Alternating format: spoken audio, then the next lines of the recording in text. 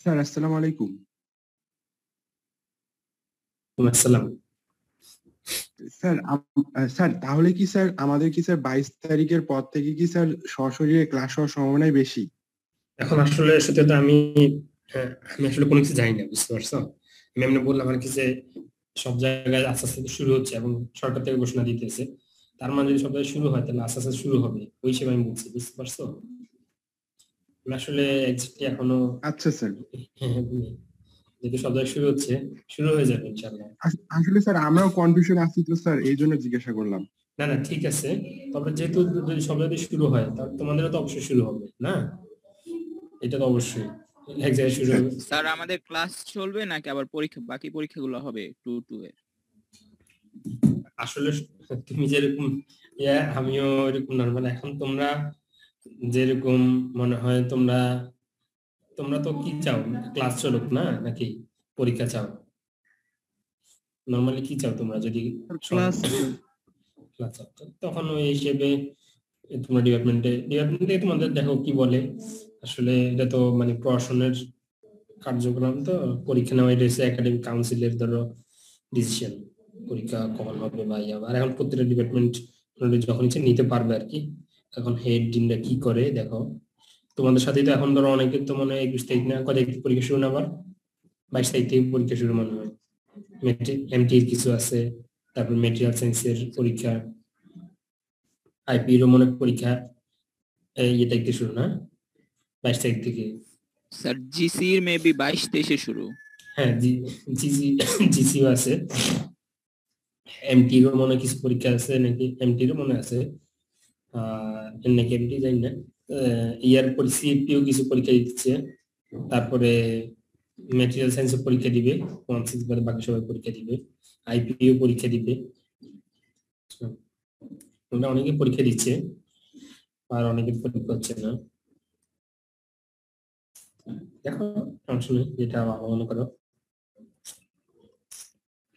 Sir এখন এখন তো পরীক্ষা দিতে হলে অ্যাটলিস্ট আমাদের 1-2 সপ্তাহ আবার পিএল লাগবে, এর জন্য স্যার এখন ক্লাস হয়ে এই রোজার পরে পরীক্ষাটা হয় ভালো মনে হয়। দেখো, যেটা তোমাদের যেটা ভালো মনে হয়, বা এটা হেড স্যারদেরকে তোমরা নোটিশ করে যেভাবে তোমরা পারো বা ইয়ে করো, এটা তোমাদের মানে ইয়েদের সাথে হেড স্যার ডিন স্যারদের কাছে ইয়ে করে, তখন তোমাদের যেটা ভালো মনে হয় স্যারা যেটা ভালো বুঝবেন, যে তোমরা বুঝতে পারলে ওই গুরুত্বটা, তখন এই অনুসারে পরীক্ষা নিবে। এটা সমস্যা নেই, পরীক্ষা হয়ে যাবে, ঠিক আছে। তবে পরীক্ষা আমার মনে হয় যেটা এমনি এমনি এজ এ, যদি মনে করো যে ইয়া হিসেবে, মানে টিচার হিসেবে না, এমনি নর্মালি বলতেছি যে আমার মতে, মানে যে তুমি যেরকম বলছো, মানে ওই পরীক্ষা হওয়ার আগে, মানে এই ক্লাস শেষ হওয়ার আগে, মানে এখন এই যে সেমিস্টারের ক্লাস, এর আগে পরীক্ষা দিয়ে ফেলা ভালো। কারণ হচ্ছে যদি ওই সেমিস্টার পড়া যদি পুরো শেষ হয়ে যায়, তখন আলটিমেটলি খুবই কষ্ট হবে তোমাদের 2টা সেমিস্টার পরীক্ষা দেওয়া। যেটা এখন দেখতে পাচ্ছ, 2টা সেমিস্টার হওয়াতে কত সমস্যা হচ্ছে। মাঝখানে আমার ধরো তখন কিন্তু আবার ঠিকই, তুমি এখন চিন্তা করতেছো, তখন কিন্তু একটা পরীক্ষা শেষ হওয়ার তুমি তো 10টা রান্না পরীক্ষা দিতে পারবে না। দেখা যাচ্ছে 5টা পরীক্ষা দেওয়ার পরে যদি একসাথে পরীক্ষা হয়, আবার 1 মাস মাঝখানে গ্যাপ নিতে হবে তোমার, বুঝে নেই, পরবর্তী পরীক্ষা প্রিপারেশনের জন্য। আলটিমেটলি ধরো ওইখানে লস। আবার দেখা গেছে এখন যে প্রিপারেশন, তখন আরো প্রিপারেশন আরো কষ্ট। এক সেমিস্টার পরীক্ষা দেওয়ার পর 1 সেমিস্টার পরীক্ষা দেওয়া, তো এটা আসলে আমরা যারা আমরাও বুঝি যে খুবই কষ্ট। মানে কিছু হালকা ধারণা জানো আর কিছু করছিলে এর আগে, তো তোমরা মানে রুইটা তো এই ফার্স্ট, মানে ইঞ্জিন হিট ট্রান্সফার না? জি স্যার। হ্যাঁ।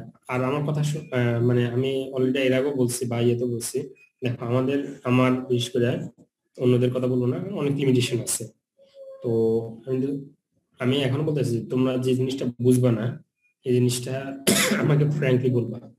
তো আমি যদি ইনস্ট্যান্ট যদি বুঝতে পারি, বুঝতে পারলাম, না হয় প্রয়োজন আমি পরবর্তী দেখে বা সিনিয়র স্যারদের হেল্প নিয়ে আমি তোমাদের বুঝিয়ে দেওয়ার চেষ্টা করবো, বুঝতে পারছো? যদি কোনো কিছু না বুঝো বা ইয়ে, ফ্রিলি আমাকে বলবা। জি আমি স্যার। যে হোক, আমি আমি আমার থেকে আমি সর্বোচ্চ চেষ্টা করব, যতটুকু আমার পক্ষে সর্বোচ্চ সম্ভব চেষ্টা করবো, ঠিক আছে, যে সমাধান ইয়ে করা যাবে। আর অলরেডি ক্লাসের ব্যাপারে দেখো, তোমাদের যে এখানে তো এই ট্রান্সফারে যে কোনো ইয়েতেই তোমাদের এই ইয়েগুলো হবে এরকম, একটা প্রতিটা বিগত সালের কোশ্চেন দেখলে তোমরা করতে পারবা যে সাধারণত একটা বর্ণনামূলক কিছু মানে কোশ্চেন থাকে, সাথে হচ্ছে ম্যাথ থাকে, বুঝতে পারছো? এই জন্য তোমাদের ইয়ের সাথে সাথে ম্যাথেরও প্রিপারেশন নেওয়া, ঠিক আছে, যে থিওরির সাথে সাথে। আর তোমাদের অলরেডি প্রেসক্রাইবড বুক হিসেবে মনে হয় স্যার কি বলছেন, সেনজেলের আর স্যার হচ্ছে হলম্যান। হলম্যান সেনজেল আর হলম্যান। হ্যাঁ, তো আমিও একই বই সাজেস্ট করি, যে যেহেতু স্যার যেটা বলছে, তো তোমরা এই দুইটা বই থেকে যদি প্রিপারেশন নাও ইনশাআল্লাহ আশা করি তোমাদের সমস্যা হবে না, ঠিক আছে। সবচেয়ে ভালো হয় কি আমাদের ইয়েতে ইন্ট্রোডাক্টরি ক্লাস হিসেবে কিছু হালকা কথা বলি, সবচেয়ে ভালো হয় ধরো মানে বছরের প্রথম থেকে, মানে ধরো প্রথম ইয়ে থেকে, মানে যদি তোমরা যদি পড়ো তাহলে তোমাদের পরবর্তী স্ট্রেস পড়বে না। আর যদি তোমরা যদি পড়াগুলো জমিয়ে রাখো, দেখা যাচ্ছে পর তোমাদের বুঝতে কষ্ট হবে। এখন ধর তুমি একটা জিনিস বুঝতেছো না, তুমি যদিও সামনে অত কঠিন ক্লাসটা চলে আসে, তারপরও বন্ধের দিনগুলোতে বা ইয়েগুলোতে একটু কভার করে নেওয়া, অ্যাটলিস্ট দেখে যে তুমি যাতে কিছুটা বুঝতে পারো। যদি এখন তো যদি কোনো কিছু না বুঝো, তাহলে ধরো তোমার আমাদের কাছে আর আমার চেম্বারে যখন তখন আসতে পারো, আমার সাথে যোগাযোগ করে ফোন দিয়ে আসতে, আমি চেষ্টা করবো বুঝে দেওয়ার জন্য, ঠিক আছে। দরকার আমাকে নক দিলা, ঠিক আছে, নক দিয়ে জানাইলা যে স্যার আমি এই টপিকের উপর বা এটার উপরে একটু বুঝতে সমস্যা হচ্ছে, একটু কখন আসবো, তা আমাকে বললে আমি ইনশাল্লাহ সময় দিব, ঠিক আছে। আর হচ্ছে যে ধরো প্রথম থেকে তুমি যদি ধরো পড়াশোনা করো, তাহলে তুমি যদি না বুঝো কোনো কিছু, তাহলে তুমি তখন বুঝে নিলে তোমার ধরো পরবর্তীতে তোমার উপর চাপ কম পড়বে। না হয় দেখো পরবর্তীতে সব সাবজেক্ট চলে আসবে সাথে, অনেক পড়াশোনা, অনেক চাপ, তখন গিয়ে ছাত্ররা খারাপ করে, বুঝতে পারছো? আমরা বিশেষ সময় খারাপ করি কারণে যে পড়াশোনা আগে জমা রাখি, তখন সেই সব গেছে, তখন একসাথে অনেক পড়াশোনা করি, তখন দেখা গেছে আসলে মনে থাকে না, আবার বুঝতে সমস্যা হয়, তখন কোনোভাবে পার পাওয়ার একটা চিন্তা ভাবনা থাকে। এই জন্য ওই জিনিসটা যাতে এড়ায় চলো, ঠিক আছে, জন্য আমার মনে হয় চেষ্টা করা। তো ঠিক আছে, আর হচ্ছে যে এই তো, আর যে কোনো সমস্যা যেটা বললাম যে আমাকে বলবা, ঠিক আছে। ঠিক আছে, তা আমি তাহলে শুরু করি। দেখো হিট ট্রান্সফার মানে কি? তো হিট ট্রান্সফার, হিট থেকে একটা এনার্জি সোর্স, ঠিক না, এনার্জি অলরেডি সাথে কিছু বলছেন, তারপর আমি বলতেছি হালকা। তো এখন এখানে হিটে কি হয়, যে আসলে আমরা জানি যে যখন টেম্পারেচার গ্রেডিয়েন্ট তৈরি হয়, মানে দ্যাট মিনস টেম্পারেচার ডিফারেন্স, যে কোল্ড সারফেস এবং হট সারফেস তৈরি হয়, তো ওখান থেকে যে হিটটা এক জায়গা থেকে অন্য জায়গায় ট্রান্সফার হয়। যেমন যদি বলি যে ধরো এখন হিট ট্রান্সফারটা আমরা তো জানি যে মেনলি তিনটা ইয়েতে হয়, তিনটা পেজের মাধ্যমে হয়। একটা হলো কন্ডাকশন, কনভেকশন, রেডিয়েশন, ঠিক না। তো কন্ডাকশনটা হলো ছাত্র আলোচনা, কন্ডাকশন হলো কি, যে ইন্টারমলিকুলের মধ্যে যখন এনার্জি ট্রান্সফার হয়, ঠিক আছে, দ্যাট মিনস একটা মিডিয়াম প্রয়োজন হচ্ছে, যে মলিকুলের মধ্যে যে যখন এনার্জি মলিকুলের মাধ্যমে এনার্জি ট্রান্সফার হয়, তখন এটা আমরা কন্ডাকশন বলতেছি। আর কনভেকশন হচ্ছে যখন কি একটা যে ফ্লুইড মিডিয়ার মাধ্যমে, যেটা ফ্লুইড মিডিয়ার মাধ্যমে ট্রান্সফার হয়, তখন আমরা কনভেকশন বলতেছি। তো এখন দেখো একটা যদি সাপোজ আমরা যদি উদাহরণ দিই, নর্মালি যে কেটলিতে পানি যখন হিট করা হয়, তখন কি হয়, যে এখন আমি যে কেটলিতে হিটটা দিতেছি, তো কেটলির মধ্যে ম্যাটেরিয়াল থাকে, তো ম্যাটেরিয়াল গুলো প্রথমে যে হিট গ্রহণ করে এগুলো এক্সাইটেড হয়, এবং তার যে পাশে যে অন্য মলিকুল গুলো থাকে, অ্যাটম গুলো থাকে, এগুলোর মধ্যে কি হয়, হিট ট্রান্সফার করে। এভাবে মেটাল থেকে মেটালের মধ্যে হিট ট্রান্সফার হয়ে দেন যে ফ্লুইডের মধ্যে যায়। তো মেটাল থেকে মেটাল, এটা হচ্ছে কন্ডাকশন, এবং যে ফ্লুইডের মধ্যে যে ট্রান্সফারটা হচ্ছে কনভেকশন। তো এখন আমরা আশেপাশে মানুষ যারা থাকি, তো দেখা গেছে তারা যখন যে আশেপাশে থেকে যে হিটটাই হয়, ওটা হচ্ছে রেডিয়েশন। তো রেডিয়েশন আমার মূল পার্ট হলো যে রেডিয়েশন হিট ট্রান্সফার, ঠিক আছে। তো রেডিয়েশন, এখন দেখো যে এখন আমরা এখানে দেখছি যে দুইটার মধ্যে, যে যখন আমরা কন্ডাকশন ধরছি, কন্ডাকশন কল্পনা করছি, কন্ডাকশনের মধ্যে একটা মিডিয়াম প্রয়োজন হচ্ছে, ঠিক আছে। এবং কনভেকশনের মধ্যে ফ্লুইড মিডিয়াম প্রবলেম হচ্ছে। তো রেডিয়েশনের মধ্যে একটা মানে কোনো মিডিয়ামের প্রয়োজন নেই। তো এটা হচ্ছে কি, মেনলি ইলেকট্রোম্যাগনেটিক ওয়েভ আকারে এটা প্রপাগেট হয়। যেমন আমরা যদি ধরো যদি সান, তো মেনলি এটা আছে ভ্যাকুয়াম মাধ্যমে যে হিটটা ট্রান্সফার হয়, ঠিক আছে। ধরো যখন একটা ভ্যাকুয়াম মানে চারদিকে যখন শূন্য স্থান, মানে শূন্য স্থানের মধ্যে তুমি যখন ধরো যে একটা রাখবা, যেমন একটা হট অবজেক্ট থাকলো, তো হট অবজেক্ট থেকে যে এটা কি অন্য একটা মাধ্যম ছাদে যে ইনক্লোজার থাকে, চারদিকে আউট থাকে, এর মধ্যে হিট ট্রান্সফার হচ্ছে, এটাকে আমরা বলতেছি রেডিয়েশন হিট ট্রান্সফার। তো আমরা বুঝতেছি যে রেডিয়েশন হিট ট্রান্সফারে যে কোনো মিডিয়াম ছাড়া যেটা ইলেকট্রোম্যাগনেটিক ওয়েভ আকারে এটা হচ্ছে প্রভাবিত হয়। তো এখন ধরো যে এখন রেডিয়েশন হিট ট্রান্সফারটা যে কোল্ড সারফেস, যেমন অনেক যে আমাদের সানটা কি সান থেকে সূর্য থেকে যে আমাদের আলোটা ইয়েটা আসে, হিটটা আসে, এটাকে আমরা এটা হচ্ছে রেডিয়েশন হিট ট্রান্সফার। তো এখন যে সূর্যের চারিদিকে যে উপর দিকে যে স্তরগুলো, যে এগুলোর মধ্যে কি থাকে, অনেক অনেক কোল্ড এয়ার লেয়ার থাকে হাই অ্যালটিটিউডে। তো এবং যে এইটা কি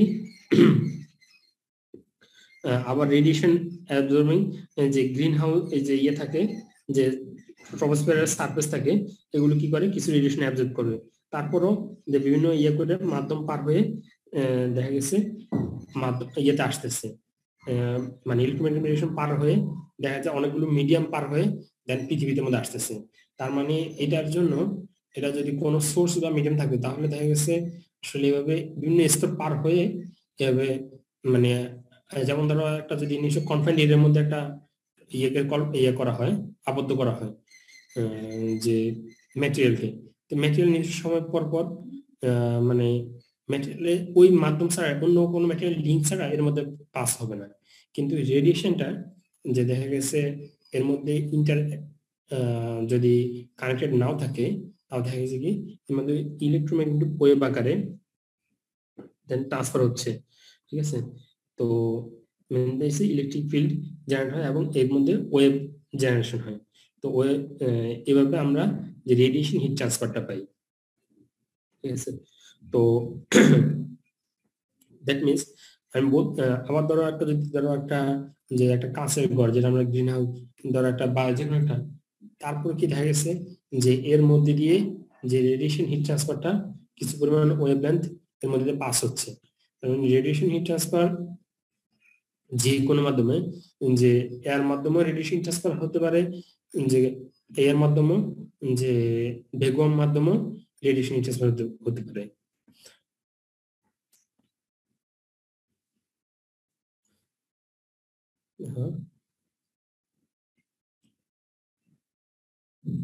এখন দেখো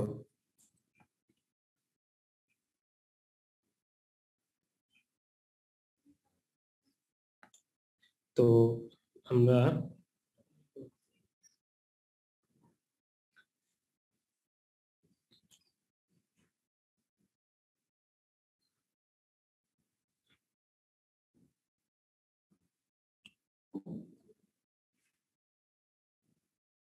আগে প্রথম ধরে এটি দেখি।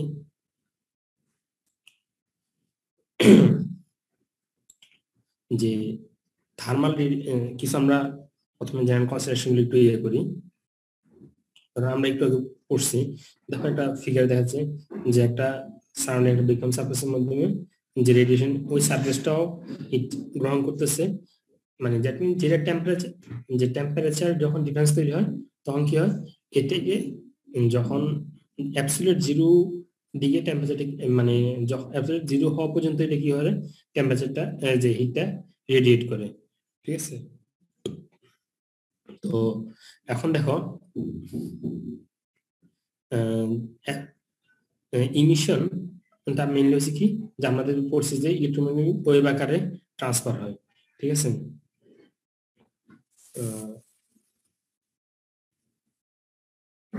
এখন দেখো যদি এখন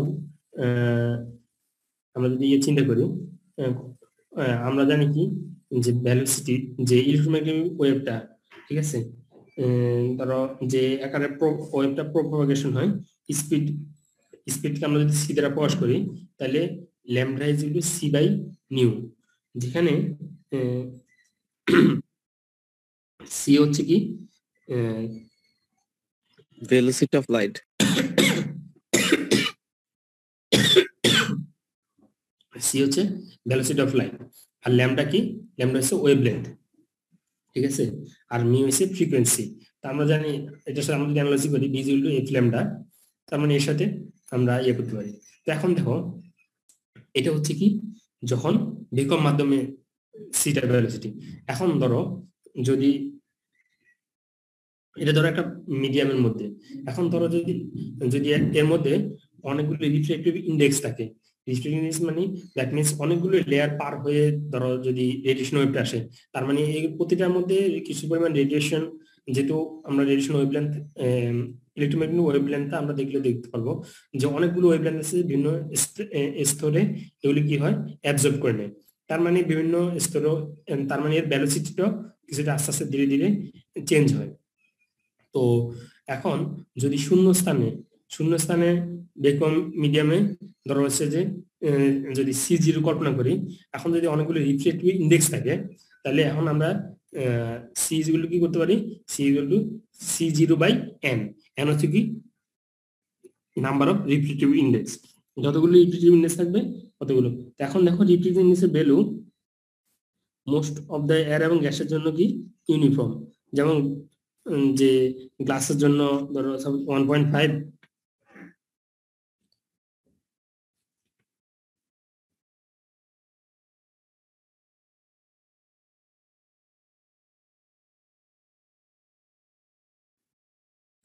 যেমন ধরো গ্লাসের জন্য যা আছে যে 1.5, এখন বিভিন্ন জন্য এরকম বিভিন্ন দ্যাট মিনস যে এখন যতগুলো রিফ্লেকটিভ ইন্ডেক্স হবে এর উপর ডিপেন্ড করে মানে ভেলোসিটিটা, যে স্পিড অফ যেটা ওয়েভ লেন্থটা এটা কি ভেরি করে।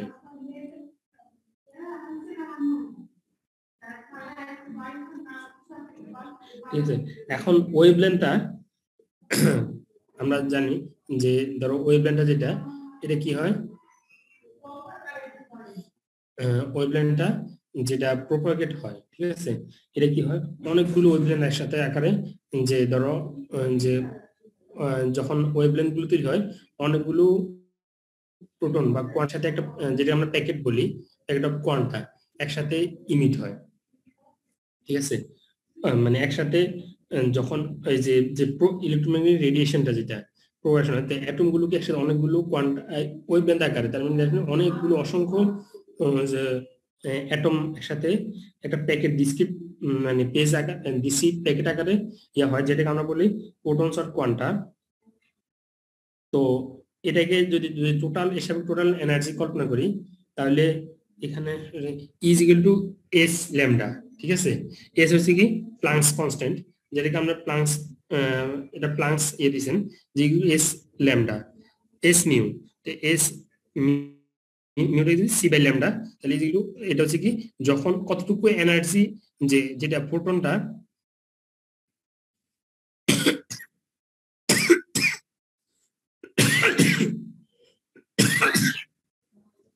মানে প্রতিটা ফোটন যে ফোটনটা যেটা প্রতিটা ফোটনের যে টোটাল কি পরিমাণে এনার্জি দিতেছে এটাকে আমরা যে বলতে পারি ই, আর ইজ ইকুয়াল টু কি S nu, nu C by lambda. সেখানে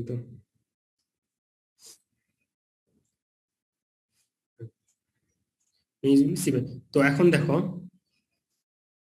যদি আমরা যদি ইয়ে কল্পনা করি ইলেকট্রোম্যাগনেটিক ওয়েভ স্পেকট্রাম, তো ওয়েভ স্পেকট্রাম দেখো এখানে বিভিন্ন রকম ইয়ে আছে, ওয়েভলেন্থ আছে, এক একটার জন্য যে ধরো রেডিও একটার জন্য রেডিও ওয়েভলেন্থ একটা ফ্রিকোয়েন্সি একরকম, ঠিক আছে ওয়েভলেন্থটা, তারপরে আবার মাইক্রোওয়েভ, ইনফ্রারেড, ভিজিবল, আল্ট্রাভায়োলেট, এক একটার জন্য যে ওয়েভলেন্থটা কি যে ভিন্ন।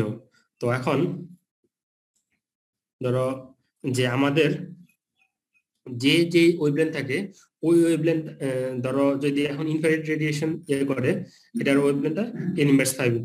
তো এখন বিভিন্ন রকম ওয়েভলেন্থ বিভিন্ন রকম ওয়েভলেন্থে বিভিন্ন রকম বিভিন্ন রকম মানে ওয়েভলেন্থ স্পেকট্রাম যেটা আর কি ওয়েভ স্পেকট্রাম, এটা বিভিন্ন রকম ওয়েভলেন্থ শো করে। তো এখন দেখো যদি গামা রেজ, হ্যাঁ গামা রেজ যদি করি, গামা রেজ কি করে যে নিউক্লিয়ার এনার্জি করে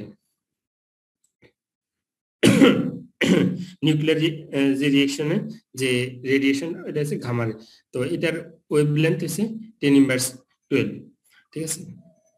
এখন দেখো এই যখন ওয়েভলেন্থ যখন হয় এর টেম্পারেচার রেঞ্জ আচ্ছা ধীরে ধীরে কি হয় যে অনুসারে টেম্পারেচার রেঞ্জ অনুসারে তার ওয়েভলেন্থ স্পেকট্রামও চেঞ্জ হয়। এখন আমাদের যে ধরো আমরা যেটা পড়বো থার্মাল রেডিয়েশন, থার্মাল রেডিয়েশনের ওয়েভলেন্থ কত 0.1 থেকে 10⁻²,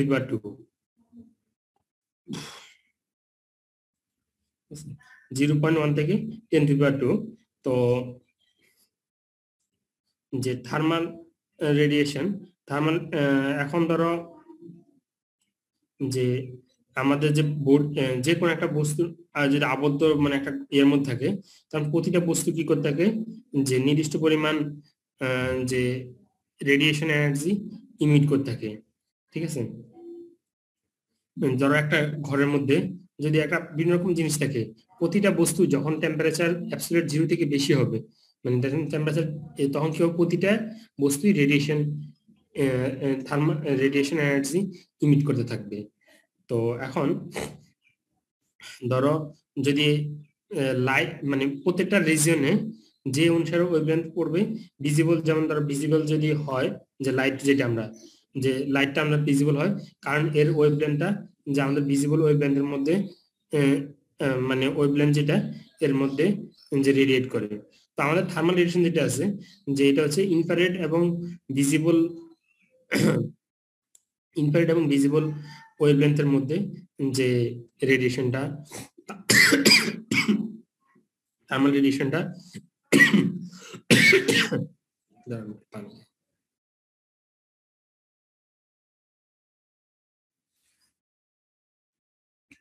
এখন দেখো যদি এখন সোলার থেকে যেটা রেডিয়েশন হয় এটাকে আমরা এবং আমরা কি বলি সোলার রেডিয়েশন। সোলার রেডিয়েশনটা যে যেটা আমরা দেখি যে সোলার রেডিয়েশন পরে কি হয় যে আমাদের আলো বা মানে অন্ধকারটা হয়, তার মানে এটা আমরা ভিজিবল, মানে ভিজিবল রেঞ্জের মধ্যে লাইট সোর্স যেটা এটা হচ্ছে আমরা ভিজিবল রেঞ্জের মধ্যে, ঠিক আছে। তো সোলার থেকে যে হয় যে আমরা এখানের মধ্যে কি থাকে আল্ট্রাভায়োলেট রেডিয়েশন থাকে, আল্ট্রাভায়োলেট রে থাকে যেটা যে আমরা জানি যে আল্ট্রাভায়োলেট যে রে হয় এটা কি সাধারণত বডি বার্ন করে এবং খুব হার্মফুল। তো এই জন্য কি হয় যে আল্ট্রাভায়োলেট কি হয় ওজোন স্তরে যে যে যেহেতু সিরিয়াস ড্যামেজ করে এটা কি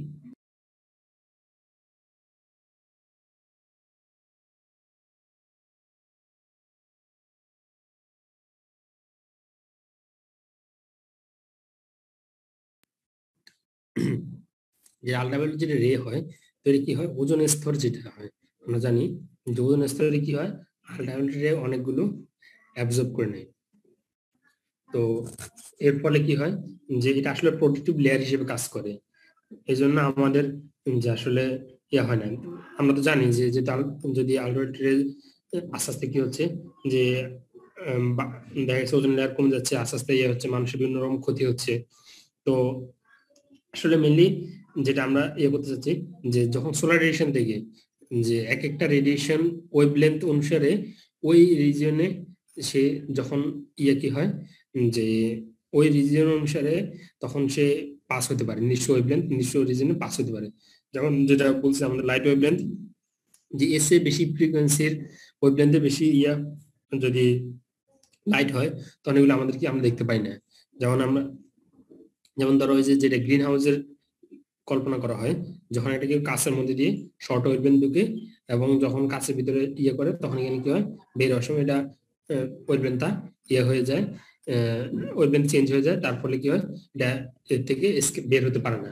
ঠিক আছে, দ্যাট মিনস যে ওয়েভলেন্থ অনুসারে সে এর মধ্যে দিয়ে আমার ইয়ে করতে পারবে, ওয়েভলেন্থ অনুসারে সে যে পাস হওয়া বা ট্রান্সফার হওয়া ওয়েভলেন্থ চেঞ্জ হওয়ার সাথে সাথে তখন এটার পারমিয়াবিলিটি আস্তে আস্তে কি হয় যে চেঞ্জ হয়ে থাকে। যেমন ধরো ইনফ্রারেড রেডিয়েশন স্পেকট্রাম ধরো 0. ইনফ্রারেড হচ্ছে ধরো ইনফ্রারেড রেডিয়েশন 0.76 থেকে 100 মাইক্রোমিটার। ঠিক আছে, তো এখন ইনফ্রারেড রেডিয়েশন ধরো এখানে ইনফ্রারেড রেডিয়েশন অবস্থায় যে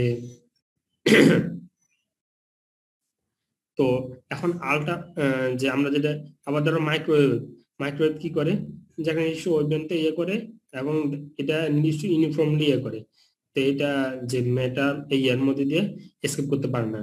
তো এই জন্য যে আলট্রাভায়োলেট রে আমরা মাইক্রোওয়েভ আমরা কি করি, যে ম্যাগনেট্রনের মাধ্যমে রেডিয়েশন ইয়ে করে দেন এদের আমরা ফুডকে যে কোনো খাদ্যকে আমরা কি করি, কুকিং করি। প্রতিটা ওয়েভলেন্থ অনুসারে তার মানে বিভিন্ন যখন ওয়েভলেন্থ চেঞ্জ হচ্ছে তখন এটাকে আমরা বিভিন্ন রকম ভাবে নাম দিচ্ছি এবং এটার কার্যকারিতা তখন বিভিন্ন রকম হচ্ছে।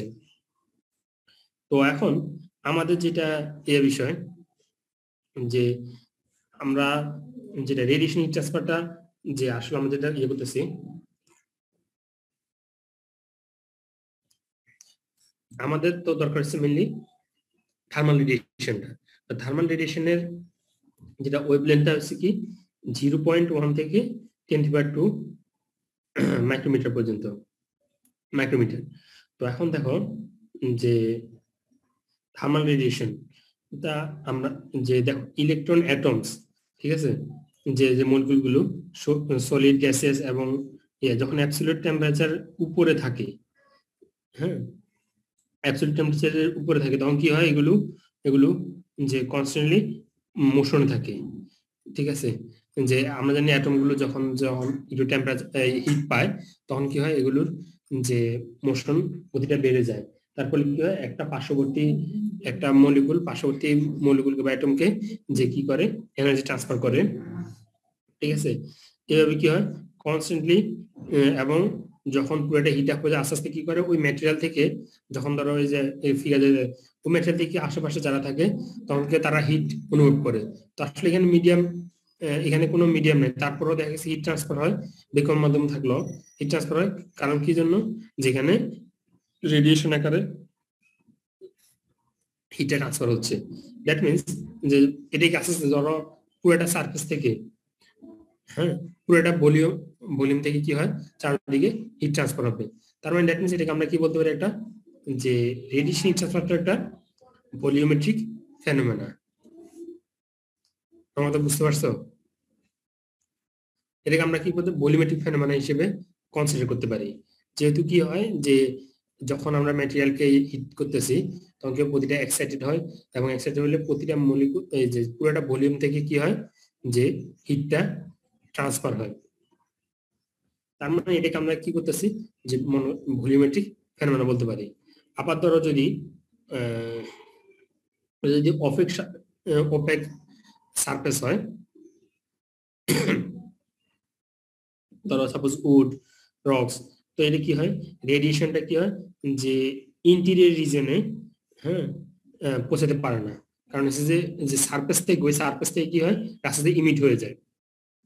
ঠিক আছে, সারফেসিং, এই জন্য আমরা তখন এটা কি বলতে পারছি, যেমন উড, রক মানে সলিড সারফেসের ক্ষেত্রে যেগুলো অপেক মানে অস্বচ্ছ, ওই সারফেস গুলোকে আমরা এর মধ্যে যে হিট ট্রান্সফারটা হচ্ছে রেডিয়েশন, এটাকে আমরা এই জন্য এটাকে আমরা কি বলি, যেহেতু এটার মধ্যে অপেক থাকার কারণে ইন্টেরিয়র সারফেসে প্রথম মানে নর্মাল অবস্থায় এটা কি হয় যে হিট পড়ার পরে এখন দেখা গেছে উপরের টপ সারফেস থেকে আবার এটা রিফ্লেক্ট হয়ে যায়। তার মানে এই জন্য আমরা এটাকে কি বলতে, এই জন্য আমরা এটাকে বলতেছি কি সারফেস ফেনোমেনা। তার মানে আমরা রেডিয়েশন হিট ট্রান্সফারকে দুইটা ফেনোমেনা আকারে ভাগ করতে পারি। একটা হলো যে ভলিউমেট্রিক ফেনোমেনা, আর একটা হলো সারফেস ফেনোমেনা। ঠিক আছে, যখন সারফেস থেকে ইমিট করছে তখন এটাকে আমরা সারফেস ফেনোমেনা বলতে পারি। আর যখন যে ইয়ে থেকে ভলিউম থেকে যে টোটাল মানে সারফেস থেকে ইয়ে থেকে, তখন এটা আমরা টোটাল বডি থেকে যখন ইয়েটা ইমিট হচ্ছে তখন আমরা এটাকে বলতে পারি ভলিউমেট্রিক ফেনোমেনা। তোমরা এগুলো ধরো, এগুলো সুন্দর ইয়ের মধ্যে পাবা, সেনজেলের বইতে পাবা।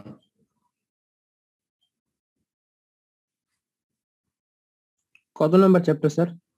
এটা হচ্ছে সেনজেলের বইতে মনে হয় 11 নম্বর চ্যাপ্টার। ঠিক আছে, 11 নম্বর চ্যাপ্টারে আছে। তো এখন এটা হচ্ছে যে থার্মাল রেডিয়েশন। ঠিক আছে, ফান্ডামেন্টাল চ্যাপ্টার 12তে হ্যাঁ 12তে কি আছে sir? Fundamentals of thermal radiation. তাহলে তো এক একটা বইতে মানে এটা মনে হয় 5th এডিশন না কত এডিশন জানি, এডিশন অনুসারে চেঞ্জ হতে পারে। ঠিক আছে, এডিশন অনুসারে চেঞ্জ হতে পারে, কিন্তু বাদ বাকি কন্টেন্ট একই। বুঝতে পারছো? এখন দেখো, আমরা রেডিয়েশন থেকে বুঝছি যে রেডিয়েশনটা হচ্ছে কি, যে একটা ইয়ে থেকে যে এনার্জিটা কি হয়, যেটা নরমালি ইমিট হয়। ঠিক আছে, ওটাকে আমরা রেডিয়েশন বলতেছি।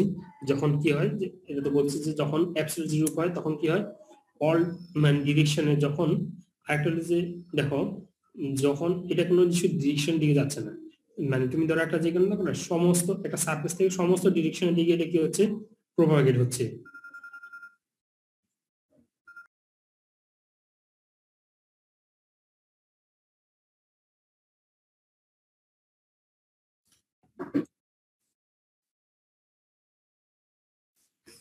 এখন থেকে আমরা যেটা করবো ব্ল্যাক বডি রেডিয়েশন।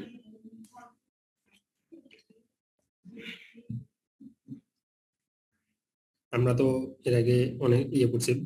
ব্ল্যাক বডিটা কি, যে পারফেক্ট ইমিটার, আইডিয়াল ইমিটার এবং অ্যাবজর্বার। আমরা জানি যখন ধরো কেউ ধরো পড়ে,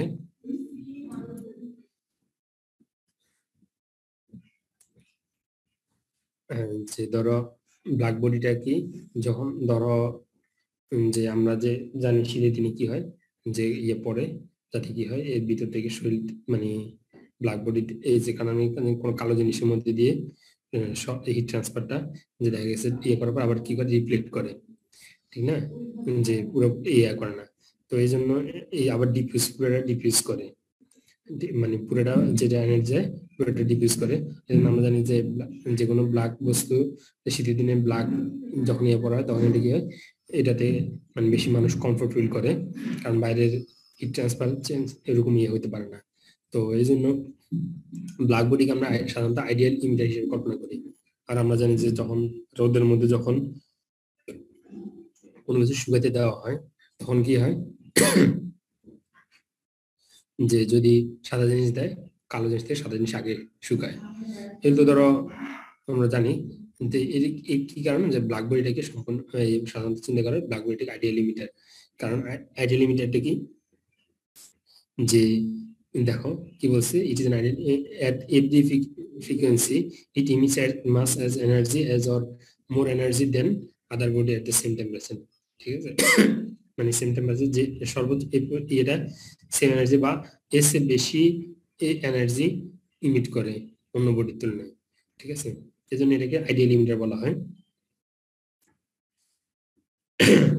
এখন দেখো মনোক্রোমেটিক ইমিসিভ পাওয়ার কি, যে defines the rate or per unit area at which surface emits thermal radiation.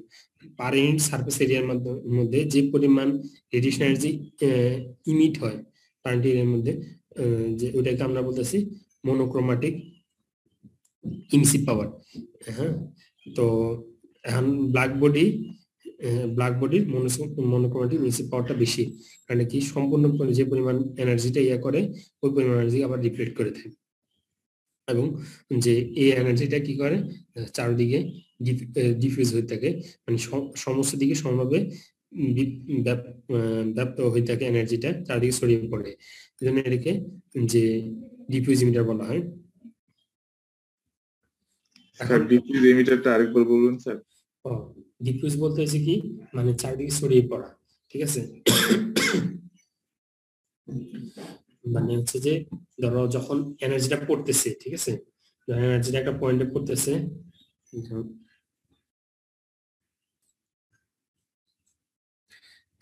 ধরো যদি এখানে এনার্জিটা পড়ে, ঠিক আছে, ধরো এক ডিরেকশন পড়ছে, যদি এখন টোটাল এনার্জিটা যখন ধরো এই ধরো যদি যে কোনো ডিরেকশনে, ঠিক আছে, ধরো যে কোনো ডিরেকশনে যখন ইয়ে হয়, তখন এটাকে আমরা বলতেছি যে ডিফিউজ ইমিটার। নির্দিষ্ট কোনো ডিরেকশন না, যে সব দিকে ডিরেকশনের মধ্যে যেটা যখন ছড়িয়ে পড়বে, তখন এটাকে আমরা বলতেছি ডিফিউজ ইমিটার।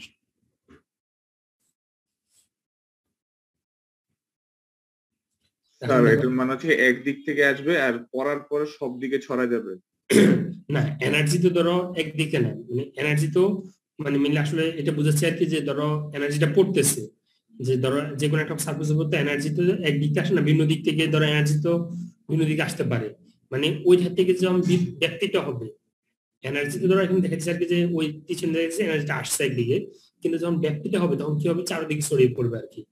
কথা বুঝতে পারছো? যে দেখো অনেক সময় দেখা গেছে অনেক কিছু আছে, ধরো যদি তুমি যদি নির্দিষ্টভাবে ইয়ে করে দেয়, যেমন কনসেন্ট্রেটেড যদি ইয়ে ইউজ করো, যে লেন্স ইউজ করো, তখন কি এটা কনসেন্ট্রেট হয়ে একটা নিশ্চিত ডিরেকশন দিকে যাচ্ছে, ওইটা হচ্ছে একটা নিশ্চিত ডিরেকশন দিকে যাচ্ছে। কিন্তু নর্মালি রেডিয়েশন এনার্জিটা কি হয়, যে সব দিকে একটা নিশ্চিত পয়েন্ট থেকে, ধরো এখানে যদি হিটটা থাকে, এই পয়েন্টের সাপেক্ষে সমস্ত পয়েন্টের দিকে চারদিকে ছড়িয়ে পড়বে। কিন্তু আমি ওটা দিয়ে বুঝেছি আর কি, যে এনার্জিটা এর মাধ্যমে আসতেছে, এনার্জিটা প্রবেশ করবে একটা পয়েন্টে আসছে, ওই পয়েন্ট থেকে চারদিকে ছড়িয়ে পড়ছে। আমার কথা বুঝতে পারছো? জি স্যার। তো এখন তো আসলে মেনলি ব্ল্যাকবোর্ডে, বাস্তবে ব্ল্যাকবোর্ড বলতে কোনো কিছু নেই, যে এটা তো তোমরা সামনে জানতে পারো, বা নর্মালি যে ব্ল্যাকবোর্ড হিসেবে যে কল্পনা করা হয় আর কি, কিন্তু বাস্তবে এক্স্যাক্টলি ব্ল্যাকবোর্ড যেটা, ওটা বলতে আসলে অস্তিত্ব নেই, ঠিক আছে। তো এখন দেখো, তো আমরা এখন দেখো ব্ল্যাকবোর্ডের যে নন ইমিসিভ পাওয়ারটা, আমরা যেটা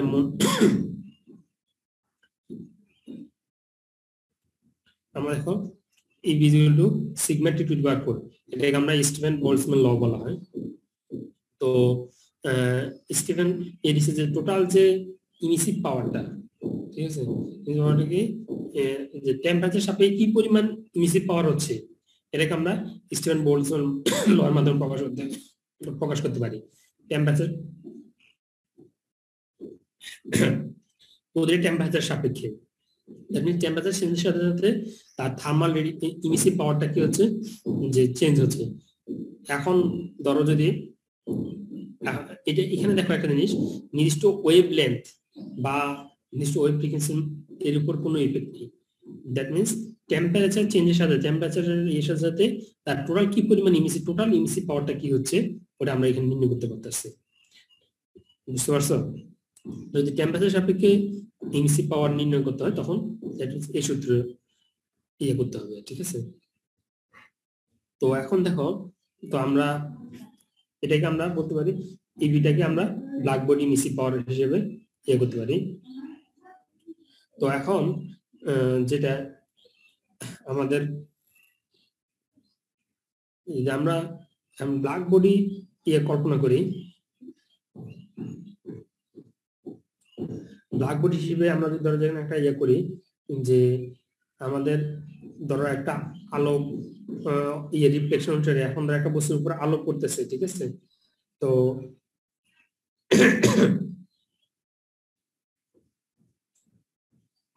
যদি এখন যে আমাদের ভিজিবল রেঞ্জের মধ্যে ইয়ে থাকে, তখন আমরা কি বলতেছি, যদি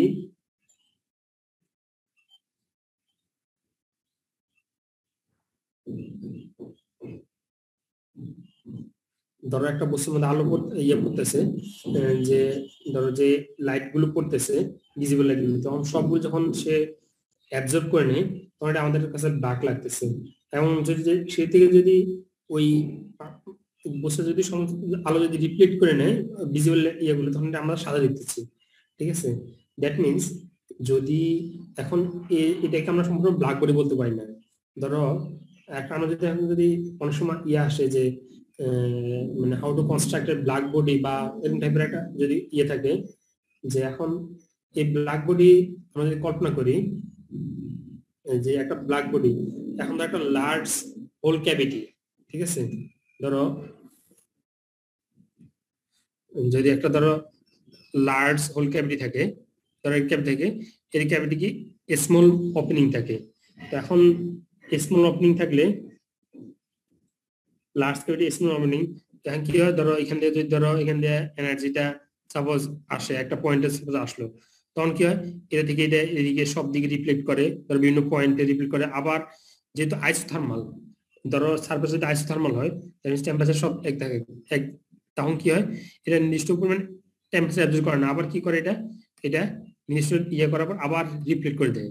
ঠিক আছে, আমরা তো বুঝতে পারছো? এখন ধরো যদি লার্জ ক্যাভিটি কল্পনা করি এবং এটার যদি স্মল ওপেনিং থাকে, ঠিক আছে, ইন্টেরিয়র সারফেসের মধ্যে, এবং এটা আইসোথার্মালি থাকে, ইন্টেরিয়র সারফেসের মধ্যে এটা কি করে নির্দিষ্ট পয়েন্ট থেকে, ধরো এক পয়েন্ট থেকে যতক্ষণ এটা ওপেনিং এর মধ্যে দিয়ে যে হয় মানে বের না হয়, তখন এটা কি হয় যে নির্দিষ্ট পয়েন্টের মধ্যে যেহেতু স্মল মানে তার এরিয়া তুলনায় অনেক বিশাল এরিয়া তুলনায় খুব ক্ষুদ্র।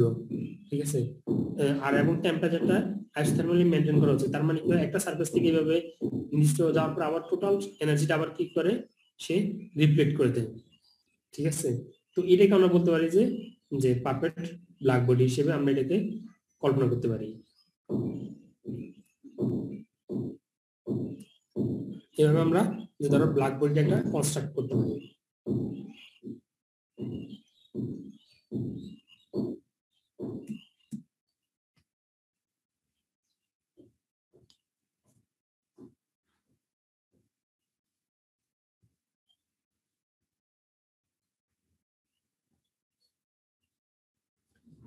আমরা এর আগে যে ইনিসিভ পাওয়ারটা করছি ওটা হচ্ছে নিশ্চিত টেম্পারেচার সাপেক্ষে যে ইনিসিভ পাওয়ার। ঠিক আছে, এখন এখান থেকে আমরা ধরো ওয়েভলেন্থের সাপেক্ষে যে ইনিসিভ পাওয়ার চেঞ্জ হতে পারে ওইটার ইফেক্ট ওখানে নেই। যদি এখন বিশেষ ওয়েভলেন্থের সাপেক্ষে ধরো যখন ওয়েভলেন্থের সাপেক্ষে যখন ইনিসিভ পাওয়ারটা চেঞ্জ হবে, তখন এই সূত্র এই ক্ষেত্রে আমরা প্লাঙ্কস ডিস্ট্রিবিউশন ল দেখছি যে যদি আমরা সার্টেন ওয়েভলেন্থের সাপেক্ষে যখন যদি নিঃস্ব ওয়েভলেন্থের সাপেক্ষে আমরা কি পরিমাণ ইমিসিভ পাওয়ারটা হচ্ছে নিঃস্ব টেম্পারেচারে, নির্দিষ্ট ওয়েভলেন্থের সাপেক্ষে কি পরিমাণ টেম্পারেচার হচ্ছে, কি পরিমাণ ইমিসিভ পাওয়ারটা পাওয়া যাচ্ছে, এটা আমরা প্লাঙ্কস ডিস্ট্রিবিউশন লর মাধ্যমে আমরা করতে পারি।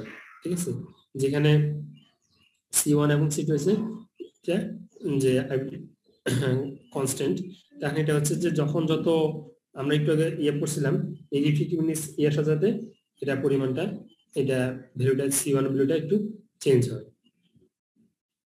তো আমি চাচ্ছি আজকে এই পর্যন্ত থাকো। তোমাদের আসলে আমি যেটা বুঝতে চাচ্ছি যে প্রথমে হচ্ছে যে আমাদের যে ব্ল্যাক বডিটা যে থার্মাল রেডিয়েশনটা কি, থার্মাল রেডিয়েশন কিভাবে ধরো থার্মাল রেডিয়েশন এনার্জি কিভাবে ইমিট হয়। ঠিক আছে, তারপরে হচ্ছে যে থার্মাল রেডিয়েশন যে বিভিন্ন ওয়েভ স্পেকট্রাম গুলো আছে। ঠিক আছে, ওয়েভ স্পেকট্রাম গুলো বিভিন্ন ওয়েভলেন্থে বিভিন্ন রকম ওয়েভলেন্থের সাপেক্ষে যখন যে স্পেকট্রাম ওয়েভটা ইমিট হয় ওটাকে আমরা বিভিন্ন রকম নামে হতেছে, এবং তার যে যে মানে কার্যকারিতা ভিন্ন। এটা মেইনলি আমাদের এখানে হচ্ছে যে আমাদের দরকার হচ্ছে থার্মাল রেডিয়েশনটা, থার্মাল রেডিয়েশন কি পরিমাণ ওয়েভলেন্থের সাপেক্ষে হয় এবং থার্মাল রেডিয়েশনটা কি ফেনোমেনা। তারপরে হচ্ছে ব্ল্যাক বডি রেডিয়েশন, যে একটা ব্ল্যাক বডি থেকে কি পরিমাণ ইমিসিভ পাওয়ার হয় এবং ব্ল্যাক বডি কিভাবে কনস্ট্রাক্ট, ব্ল্যাক বডি যে আমরা কিভাবে একটা দেখি কিভাবে আমরা ব্ল্যাক বডি কনস্ট্রাক্ট করতে পারি, এবং যে নির্দিষ্ট ওয়েভলেন্থের সাপেক্ষে যে আমরা যে টোটাল এক্সি পাওয়ারটা কি পরিমাণ রেডিয়েশন এনার্জি ইমিট করে, যে এটা হচ্ছে আমরা ফ্লাক্স ডিস্ট্রিবিউশন লয়ের মধ্যে আমরা ইয়ে করতে পারি। তো এই জিনিসগুলো তোমরা দেখো, তারপরে সামনে দেখো, যদি সামনে কাজ যদি কিছু সমস্যা হয় তারপরে দেন সামনে কাছে আমরা অন্য জিনিসে দেওয়া হবে। স্যার আমাদের রেজাল্ট কবে দিবে এটা নিয়ে কিছু মানে আপডেট আছে? না আমি আসলে জানি না। এই শুন না,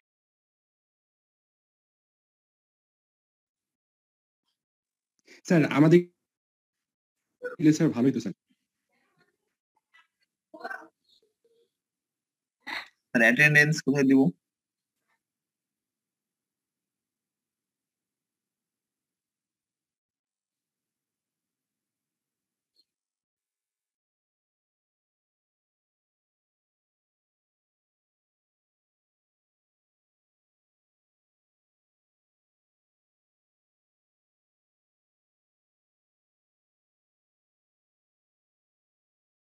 তবে তোমাদের রেজাল্ট আশা করি খুব তাড়াতাড়ি ইয়ের মধ্যে পাবা। রেজাল্ট কি হয় আসলে আমি জানি না, বুঝছো, পুরোপুরি কবে ইয়ে করবে। আর কারো আজকে ক্লাসে কারো কোনো কোশ্চেন থাকলে বলতে পারো। অ্যাটেন্ডেন্স দিব না স্যার? অ্যাটেন্ডেন্স অন্য স্যার কিভাবে নেয় তোমাদের অ্যাটেন্ডেন্স?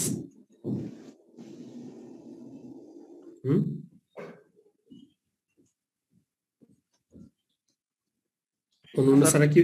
হ্যাঁ অনেকে রেকর্ডিং থেকে নেয়, আবার অনেকে চ্যাট বক্স থেকে নেয় স্যার, কম্পারিজন করে।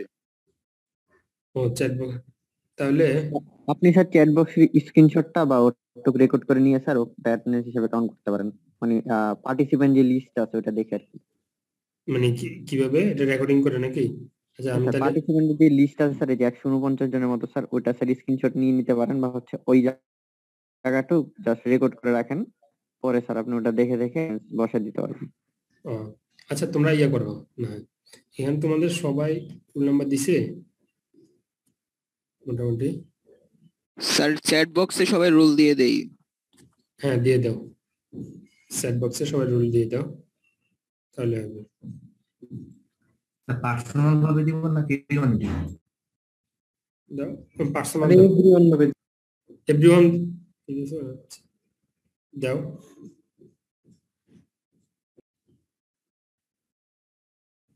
স্লাইড গুলো একটু আমাদেরকে দিয়ে দিলে ভালো হইতো স্যার, আমাদের সাথে বইটাই কিছুই নাই, তাহলে একটু।